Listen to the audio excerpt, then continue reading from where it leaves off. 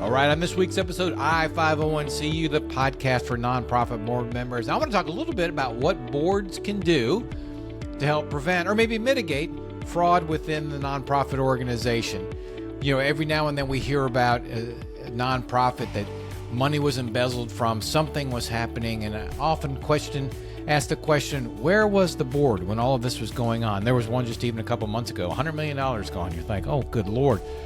That doesn't happen overnight. So there's something systemic there. So as a board member, what can we do to ensure, well, you can't always ensure, but to limit the exposure, the opportunity for fraud within an organization?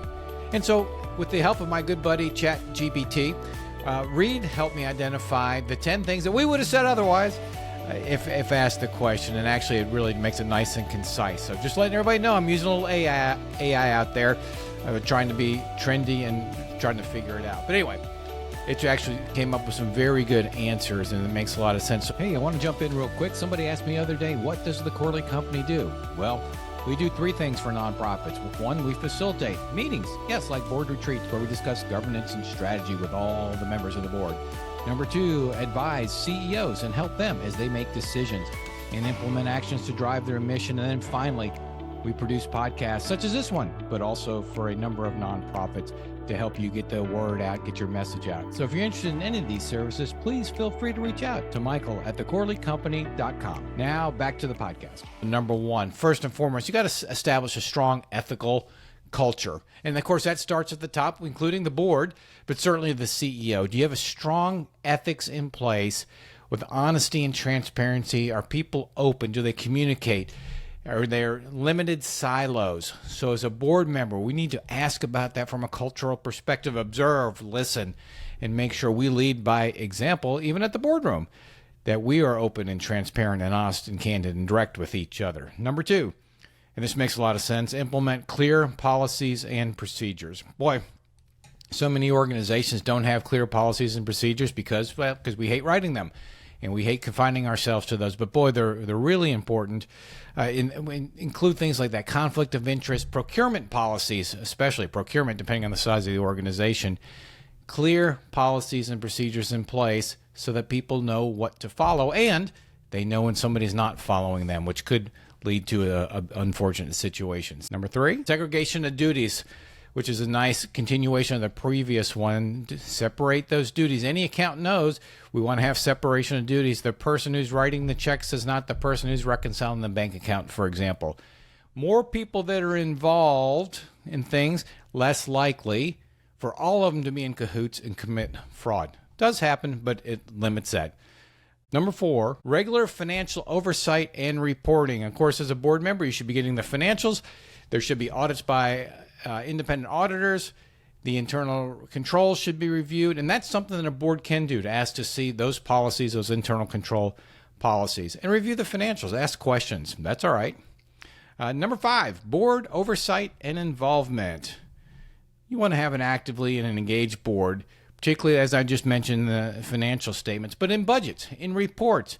Ask questions, seek clarification. In a board meeting, feel free to play dumb and ask those questions just to make sure the answers make sense and add up. You want to be inquisitive because over time, if there's something going on, you'll start to get a feeling, or the dots won't connect. So be sure to ask a lot of questions. Here we are at 6. Depending on the size of your organization, you're probably going to have an independent audit committee, or you should, and this is separate from the finance committee. So this is the audit committee where really the members should understand audit and have some financial expertise. This is the group that's going to examine the internal controls and work with the outside auditors. Really, really important. 7, make sure you have whistleblower policies in place. This gives any employee the opportunity, if they see something that's not right, to report. There's no retribution if that's the case. And it's typically a phone number that's established that they call, or some type of anonymity. Of course, you would want to investigate anything and use some common sense, but make sure there is an outlet for somebody who may be observing something. Number 8, of course, regular training and education. The board members, volunteers, of everybody, just about what is fraud prevention, what is ethical conduct. Now, look, we should all know that. I understand that, but And those organizations that have experienced that type of fraud, I guess they weren't doing this type of thing. And so we should lead by example at the board level and at the CEO level, just to be proactive in having this type of training. Number 9, of course, you want to always continually monitor and evaluate. Look at your internal controls. Do they need to be changed? Do they need to evolve?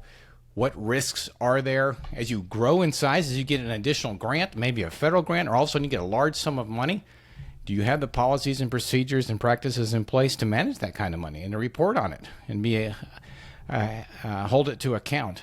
Everybody thinks, boy, it's a blessing when you get this big, humongous grant. But I can tell you it takes a lot of work to ensure that those funds are used to how they're supposed to be used and that you have those controls in place. It doesn't happen just overnight. And then I'm going to go on number 10. I'm going to go back to really what we talked about at number 1. That's, as board members, we should lead by example in terms of ethical behavior, financial stewardship. Ask those questions. Follow policies. Set the tone for integrity. And when you're working at the board level and then throughout the organization, that really does begin to make a difference. And that leads me to one thing, maybe number 11 is be visible. Board members should be visible. You should go to events. You should ask questions of staff when you're at events. Some of it's just friendly conversation, but you never know what you're going to uncover. And just be visible. It's kind of that old adage, you can expect what you inspect.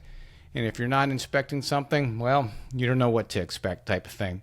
So as a board member, while you can't totally eliminate the opportunity or the risk of fraud, you certainly can be proactive in creating an environment where fraud is less likely to happen. And you've got the controls in place to observe it, understand it when it does happen. So there you go. 10 things you can do as a board member to helpfully mitigate the opportunity for fraud in a nonprofit organization. And I'm sure I'm going to talk more on this later as this continues to, unfortunately, rear its ugly head. So this is Michael Corley of this week's episode of I-501-CU, and I will I-501-CU next week.